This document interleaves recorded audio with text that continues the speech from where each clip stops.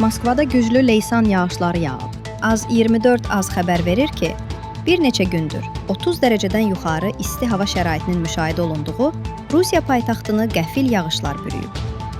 Güclü yağıntı nəticəsində şəhərin mərkəzinə yerləşən Kutuzov prospektini su basıb. Nəticədə çoxsaylı avtomobillər yollarda su altında qalıb.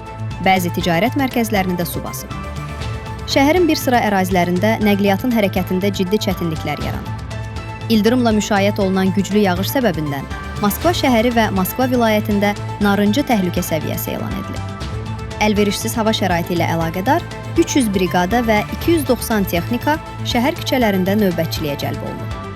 Moskva şəhər xidmətləri gücləndirilmiş iş rejiminə keçib və yağışın yaratdığı fəsadların aradan qaldırılması istiqamətində işlər aparır.